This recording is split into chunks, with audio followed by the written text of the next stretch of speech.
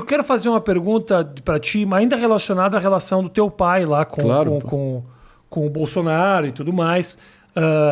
Você me fala que no começo foi uma questão de apoio, foi um convite formal. Não tinha-se noção, o teu pai não tinha noção, você provavelmente devia estar ali próximo, vendo isso tudo acontecer, não se tinha noção de quem era isso? De quem eram esses caras, o que eles eram, o que eles significavam, o que tinha por trás disso tudo? Cara, excelente pergunta, sempre recebo essa pergunta e faz todo sentido quem está de fora fazer essa pergunta agora, né? E acho importante até para entender a mentalidade de quem apoiou e saiu fora. Isso, não, porque perfeito. fica essa coisa de ocasião, aproveitei a oportunidade. Exatamente. E eu não acho que é sempre assim. É lógico. Não. E eu quero entender o que passou, como é que foi esse movimento. Assim. Cara, então, o meu pai originalmente, e de novo, isso também foi mais um fator que foi ali, foi uma constante durante a minha participação por 2 anos e 2 meses no Pânico, né?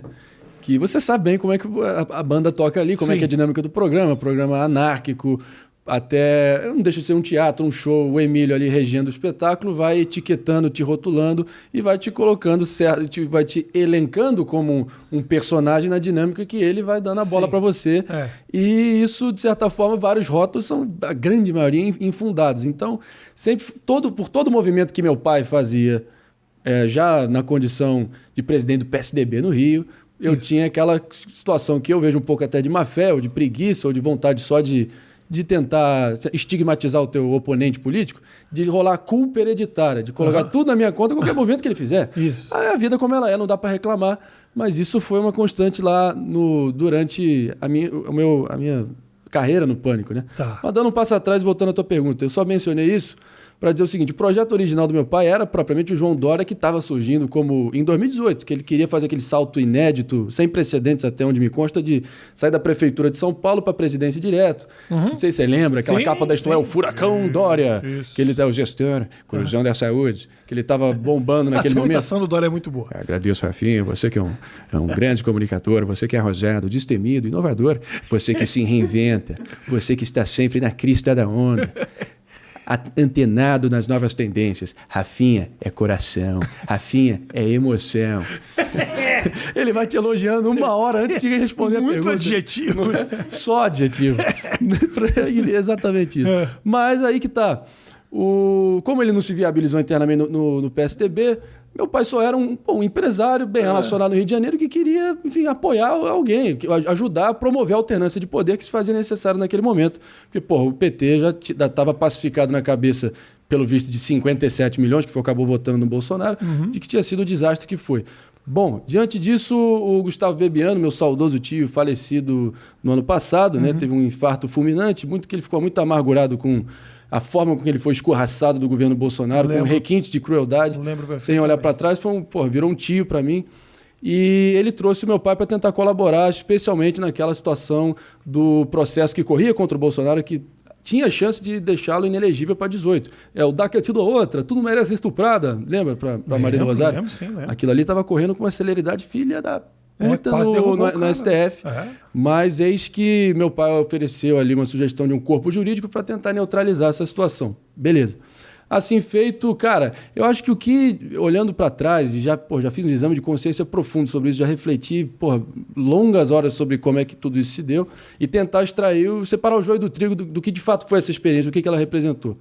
Eu acho que o fato que a gente nunca foi deslumbrado com a presença dele lá dentro, nem com o enxame de imprensa que acabou morando na frente da nossa casa, muito menos com... Tudo bem, era lógico que foi um privilégio, pelo menos na minha perspectiva, ter sido, anfitrião da campanha mais improvável da história republicana, ter, presenciado ali, irmão, dentro da sua sala, dentro do teu ambiente familiar, vários momentos de temperatura máxima, de alta tensão, e você vê como, de fato, uma campanha a nível presidencial se dá. Você há de lembrar que ele tinha 7 segundos no primeiro turno, teve o fator facada no dia 6 de setembro, ele saiu de 7 segundos para 24 horas na mídia, mas ainda assim, ele ganhou um contorno de mártir ali, ele foi se recuperando ali, convalescendo, eis que entra o segundo turno e, do dia para a noite, 7 segundos para 35 minutos. Nesse momento que a gente abrigou lá em casa uma equipe de Campinas de 40 a 60 funcionários de noite, preparando todos os programas de televisão e para as redes do PSL. E é o fato que a gente nunca foi deslumbrado, a gente só ia onde a gente era chamado, mesmo estando na nossa própria casa. E você acompanhando tudo isso. Grandíssima parte. Eu chegava da faculdade de mochila para almoçar e tava o Paulo Guedes tomando um café no meu lado. Era coisa surreal em outro nível. E eu tento extrair o melhor dessa versão. Graças a Deus que houve um rompimento que no primeiro momento, foi brusco. Eu olhando de fora ainda meio moleque, ainda numa posição de tentar, decifrar o que pode ter acontecido para ter tido um afastamento tão definitivo e tão rápido pós-eleição. Você vê que isso revela muito mais de fato do presidente Bolsonaro e do entorno dele. Dê poder ao homem e verás quem és, né? Então, você via que, propriamente no dia da eleição, no semblante dele, não era um cara que estava ali, que tinha dimensão do que tinha acabado de acontecer. Parecia um sujeito que estava reprimindo uma sensação meio de caralho, fudeu, é agora, essa é a nossa vida, né? Eu não sei se você já viu esse filme, eu sempre associo, né? O filme de 1972 do Robert Redford, do The Candidate. É um filme clássico onde ele é quase que um playboy ambientalista da Califórnia. Ele vem de uma família com uma linhagem política, só que ele é um cara mais romântico, sonhador, meio acadêmico, só que é um cara, boa pinta, tem uma lábia boa, e ele vai contra um politicão cacique clássico da Califórnia, numa tentativa, assim, bem improvável de tentar destronar o cara para o Senado da Califórnia. Aí, baita filme, vai se desenrolando, ele ganha no final com tons épicos, ele vai melhorando ali a retórica dele, ele vai convencendo as pessoas com essa postura meio de outsider, e no final, a última cena do filme, ele olha em volta para o assessor dele, que ele tranca a porta com um enxame de gente fora do quarto, e ele fala assim: "And now, what do we do? Where are we going?" Eu vi o Robert Redford no Bolsonaro, do cara que não tinha realmente dimensão, compreensão do que estava prestes a acontecer. Então, você viu, o Bebiano tinha uma presença ali, como o braço direito dele, o whisper dele, né? O cara que ficava, ouvindo ele, sabendo filtrar, tentando blindar ele de muita coisa, né? O cara que sussurrava ali: "Calma, capitão, faz isso, faz aquilo." O braço direito. Não só braço direito, era tudo ali para ele. Tudo. Né? O que o Bebiano poupou o Bolsonaro de saber da parte burocrática, logística da campanha a nível nacional, aquele remendo que foi feito em todos os estados da federação, ter que bater a cláusula para ter mulher e tal, foi realmente uma baita experiência nesse sentido, para ver como a banda toca de fato, a vida como ela é. E eu pude ter essa experiência. Agora, nesse momento, também a nossa relação sempre foi meio transacional, no sentido de que tinha um começo, meio e fim, tinha uma data de expiração. Nunca houve uma expectativa do nosso lado de ter nenhuma contrapartida para além do que aconteceu.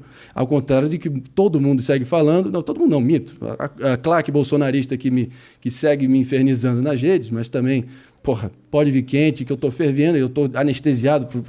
O grau de hate que eu recebi sistemático nesses tempos que eu me posicionei no Pânico, eu também já sei, lidar com isso muito bem. Estou vacinado contra isso. Mas a questão é a seguinte: o Bolsonaro, nesse momento... O papo é de que queria o carguinho, se revoltou, teria virado as costas. Não, nunca teve nenhuma expectativa nesse sentido. O Bebiano não deixa a gente mentir, mas obviamente ele não está aqui para atestar isso, mas é por óbvio. Eu lembro até de um caso específico que mostra exatamente o desprendimento e o fato que o quão isso não estava na nossa agenda, o quão isso é só uma ficção para tentar taxar a gente de algo que simplesmente não procede. Fala é o quê? A ficção dessa narrativa que tentam erguer, de que, não, só porque vocês não foram chamados para o governo, vocês se rebelaram contra ele. Perfeito. Eu acho que, primeiro de tudo, tinham 3 nomes que eram mencionados no Jornal Nacional de uma eleição presidencial. Para pensar. Boa noite. O candidato Fernando Haddad fez XYZ.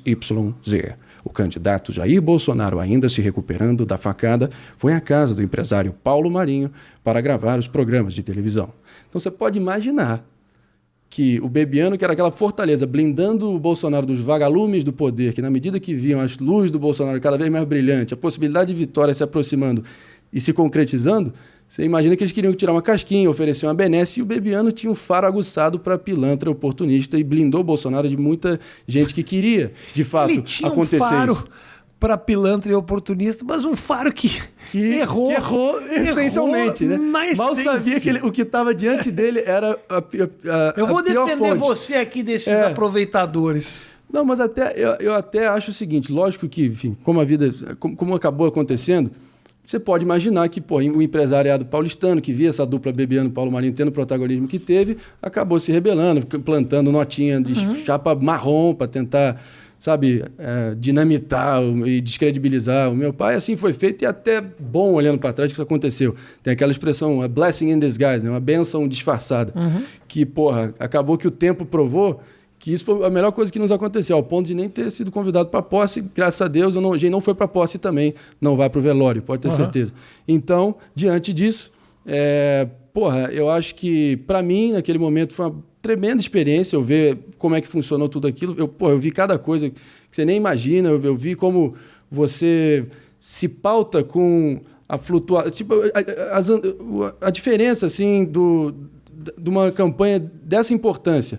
Como a narrativa, a política é que nem as nuvens. Você olha, está de um jeito, você olha do outro, já está de outro. Então, quão frenéticos são as oscilações de opinião pública durante uma eleição, aí você vai calibrando a mensagem. Então, para mim, foi uma escola nesse sentido. E, como o Bolsonaro também se revelou logo no início, não sei se você lembra, mas a questão do episódio das rachadinhas, do Queiroz, foi desvelado ali em dezembro, pós-eleição. Imagina se tivesse vindo antes do segundo turno. O episódio da rachadinha já ofereceu... Já foi uma ruptura com o teu pai, com você, com a turma toda ali? Isso ali já foi uma primeira decepção, assim? Não, isso aí foi um primeiro sinal vermelho, e mesmo acho que a gente já não está tendo mais nenhum vínculo. A primeira reunião de composição ministerial, no dia 30 de outubro de 2018, 2 dias depois da eleição, foi na minha casa. Eu estava lá na sala e vi, voltando até um episódio aqui, era Paulo Guedes, Onix, Coronel Braga, que era o chefe de gabinete do Flávio Bolsonaro, meu pai na ponta, Bebiano e Bolsonaro com o enfermeiro dele lá, e Paulo Guedes, né? Acho que eu mencionei. E em determinado momento, o Paulo Guedes, eu lembro dessa cena claramente, até para mostrar o quão desprendido meu pai estava nessa história de ministério. O Bolsonaro se elegeu prometendo 15 ministérios, máquina enxuta, organograma diferente, 130 ministérios, você lembra disso? Então, ele estava querendo trazer para ele, dominar ali indústria e comércio, previdência e trabalho, fazenda e planejamento, né? E ele queria também Minas e Energia. Aí eu lembro que meu pai levantou o dedo. Presidente, Minas e Energia? Com todo respeito, eu sei que pato novo não nada fundo. Quem sou eu para opinar aqui? Mas, sobre Minas e Energia é difícil, né, ministro? Lida com os nossos recursos energéticos, nossa soberania nacional. Então, só fica aqui minha sugestão. Aí o Bolsonaro falou, tudo tá certo, aí o PM perdeu o PG, esquece aí, tá ok? E aí, você vê, não houve esse ministério também nas mãos do Paulo Guedes por causa disso. Olhando para frente, voltando à questão que você tinha colocado, por que o rompimento se deu? É lógico que o empresariado paulista que queria, talvez, começou a plantar esse tipo de situação, e agora a gente está pagando a nossa penitência por causa desse vínculo. O Bolsonaro e o Flávio recorreram ao meu pai em determinado momento para também criar um corpo jurídico para ajudar o Flávio. Meu pai até fez uma denúncia alguns anos depois que o Bebiano morreu, depois da denúncia do Moro, da interferência na Polícia Federal. O meu pai concluiu que ali era o momento exato de revelar que o Flávio Bolsonaro tinha sido vazado para ele entre o primeiro e o segundo turno por um delegado da Polícia Federal, que essa Operação Furna da Onça, que revelaria toda a safadeza, a maracutaia do Queiroz, seria divulgada, mas eles estavam retendo essa divulgação para não respingar no pai dele durante o período eleitoral. Isso aí, meu pai foi depor no Ministério Público Federal, no Ministério Público do Rio, para mostrar todas as provas que isso de fato aconteceu. Mas está tudo dominado, né, Rafinha? Os caras conseguiram se blindar de uma forma e mostra só o seguinte, o Flávio, as pessoas dizem, não, teu pai está fazendo isso, o que é um carguinho do Flávio? Esquece, não tem a menor chance. Ontem saiu uma notícia do Flávio ter obtido uma decisão no TJ do Rio, neutralizando a questão das rachadinhas, zerou tudo. São as mesmas pessoas que diziam que, só porque o STF julgou o Moro parcial e suspeito, agora o Lula, todas as provas que foram colecionadas contra o Lula, todas aquelas instâncias estão zeradas também. Então, 2 pesos, 2 medidas, mais uma vez, você vê o comportamento das duas tribos, né, sendo idênticos, basicamente. Então,